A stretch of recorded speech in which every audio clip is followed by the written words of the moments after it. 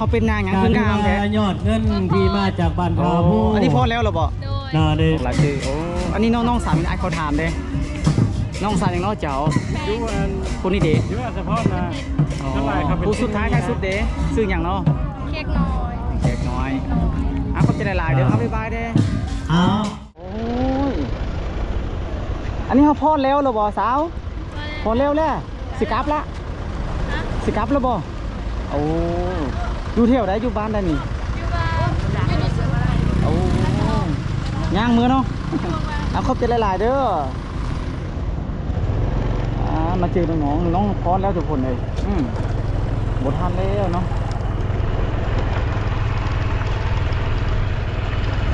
น้องกลับแล้วเอาหมดทันแล้วเอามีแต่ว่าเบิ่งน้องๆเลยกำลังไหลมาทุกคนโอ้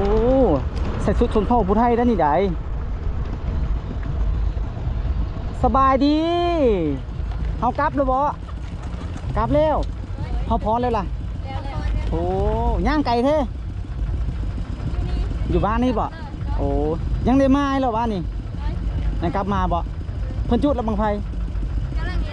โอ้เอาเขาจะได้หลายเอาไปบายเด้แต่สุดชนเผ่าผู้ไทยทุกคนนะ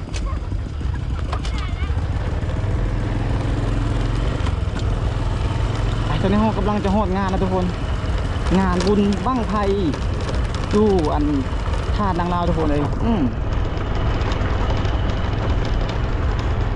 โอ้ยกลับมาแล้วโอ้ยกลับแล้วบ่นี่ฮันสิเจ้ากลับแล้วบ่กลับแล้วโอ้ยบุทันเลยเด้เนาะ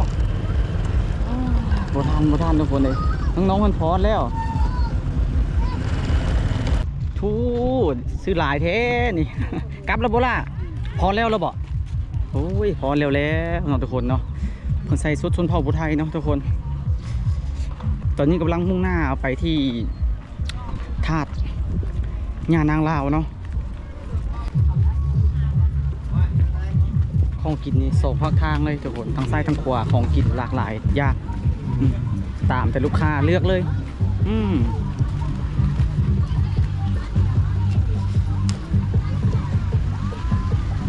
อันนี้ห่านตุ้งเปาห่านตุ้งเปาใครซัดตุ้งเปาแล้วเขาซัดตุ้งเปาเนาะ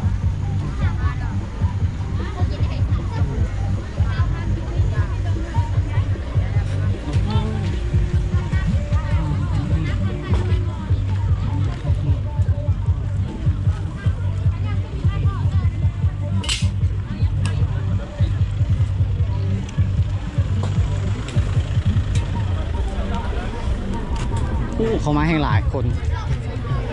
ชาวบ้านเพื่อนกำลังทยอยเข้ามาเนาะจะเป็นมื้อนี้เป็นมื้อสุดท้ายเพื่อนจะจุดบังไฟใหญ่บังไฟล้านเนาะยิ่งเพื่อนว่าประมาณมุ่ง8 9บังหรือว่า10ทุกคนบังไฟล้านอยู่ที่พระธาตุนางลาวเนาะพระธาตุนางลาวเดี๋ยวแล้วตอนนี้เฮาสิไปใส่กลับแล้วบ่นี่ฮะอยู่ลิ้นก้อนโอ้มาไกลบ่น้องมาไกลบ่อยู่บ้านไหนบ้านนายมโอ้ส่วนพ่อผู้ไทยได้เนาะปากผู้ไทยนะพี่เนาะผักพี่แล้วคอยมาจากนากายมาแต่ขมวนเอาขอบใจหลายเด้อมาถอดต้นตอนนั้นน้ำยาทานห้องน้องบ่สาวเพื่อนจุดตรงไผ่อยู่ใส่เพื่อนจุดตรงไผ่อยู่ใส่บ่ยังไก่บ่ผู้ใดสิต่อยอดอันนี้สร้างตัวมาเลียนเอาครบใจละลายอันนี้เขาถาดนางลาวเด้อเขาเป็นนางอย่างคืองามแท้ยอดเงินที่มาจากบ้านเราอันนี้พอแล้วหรอบ่น่าได้นำมอบถวายประกอบส่วนสร้างในมื้อนี้เอาครบใจละลายเด้อมีเงินอยู่11 ล้าน100,000กับ4จุดต้องไฟอยู่ใส่เนาะเพิ่นว่าอยู่ข้างล่างบ่เนาะบัตรทางผู้ต่อยอด100,000 กีบศรัทธาของเมน้องกำลังพอนแม่รุ่นบ้านเบือนไทยไทยฮุบบอกกำลังพอนเนี่ยไก่สอนไทยฮุบหรือว่ากำลังพอนอ๋อจะว่ากำลังสอนสมเสด็จบัตรทาโพต่อยอด100,000 กีบเอามาต่อยอดแล้วกันเด้อพี่น้องเด้อผู้ใดสิต่อยอดมาเด้อน้องกำลังศรัทธาของแม่จอมานี่เนาะ อาเมจงนี่โมทนาต่อยอด100,000บอกศรัทธาของแม่จาวดี100,000ครับขออนุโมทนาสาธุน้ำศรัทธาของแม่ฮัก100,000 กีบ โอ้ยงาม ศ ห รั ลา ท ย ธาง าม ข ห อ ลาย งนะครับนะ อันนี้แป๊บนึงอันนี้เฮาใส่ชุดหยังเนาะชุดผู้ไทยชุดผู้ไทยมีแต่ชุดผู้ไทย ผู้ชายนะผู้ชายค่ะ เอาชุดสีเขียวนี่คือว่านั่นก็ชุดผู้ไทยอันนี้ก็ชุดผู้ไทยบ่ โดยหลากหลายหลากหลายคือโอ้อันนี้น้องสาวมีไอ้เขาถามเด้น้องสาวอย่างน้อยเจ้าคนนี้เด้ อยู่อันเฉพาะนะ อ๋อ เท่าไหร่ครับ ผู้สุดท้ายท้ายสุดเด้ซื้ออย่างเนาะ เค้กน้อย เด็กน้อยอ่ะขอบใจหลายๆเด้อครับบ๊ายบายเด้อ เอาได้ยอดท่าน200ครับเจ้าบาทต่ออนุโมทนาสา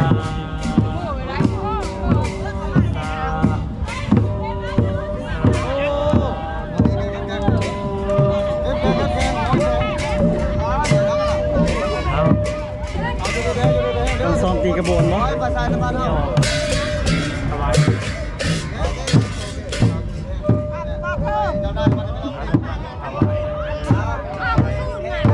สบายดีเฮ็ดสังเด้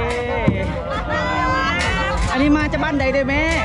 มาแต่ว่ามีข้าม โอ้ ข้ามมืออันนี้น้อย โอ้มาเจอกันอยู่นี่เนาะผมเป็นพี่น้องกันสมุนีฮะผมเป็นพี่น้องกันบ่โอ้ยหักเพลงกันเนาะโดยอันนี้เพิ่นให้ทางใดนี่เพิ่นสอนตีหยังเนี่ย วัดนายม โอ้โดยอันนี้มาเฮากระบวนมาเป็นบ้านบ่หรือว่าใด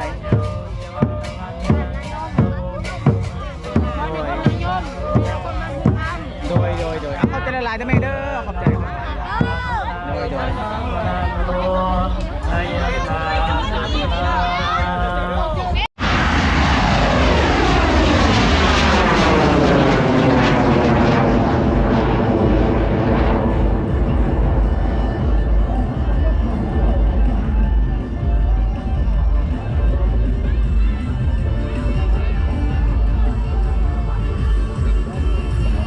โอ้ขึ้นสูงขนาดเลยทุกคนนี่